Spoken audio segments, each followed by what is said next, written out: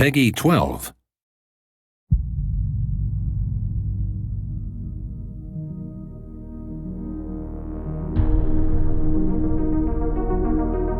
The way we've tried to weave the story of the hostile machines and the mystery into the game is a way to explore it in a more free manner.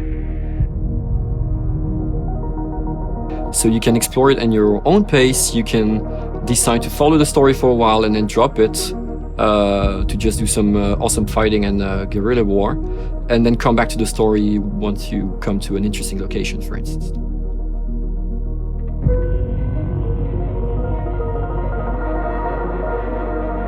The way missions are set up in the game is it's supposed to be free to take on as you will. If you are the type of player that wants to find a narrative in a certain location or follow down the path of solving the mystery, that's available to you to do. Wherever you go in the game, you will find sort of pieces of that puzzle to find.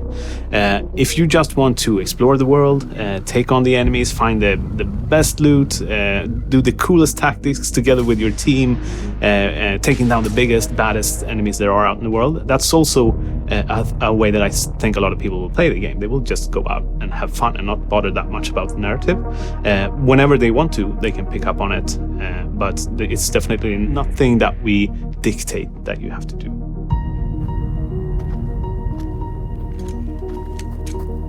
When creating a world like that of Generation Zero is to create a cohesive environment, an experience to the player that not only is aesthetically pleasing and believable, but also is functional to serve gameplay, because ultimately gameplay comes first.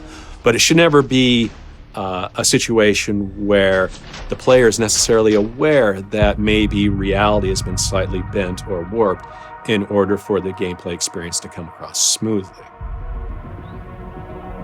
I really wanted to bring in some of the Swedish prehistory in with the 80s history in with what, how we're looking at the world today.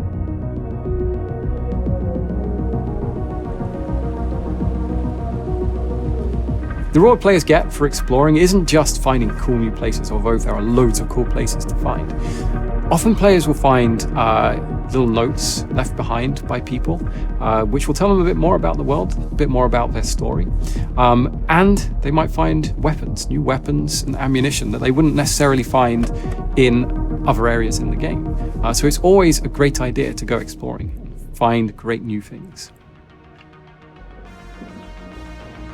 It's really humbling as a game director to be able to work with people who really go into things 100%. And these are people who, some of them are veterans of Avalanche Studios. They worked on all of our AAA games before. Some of them come in from different companies, and some come fresh out of school and just knock it out of the park instantly. And that fairly small team, but very senior and very dedicated, is just been one of the greatest experiences in my time in the industry.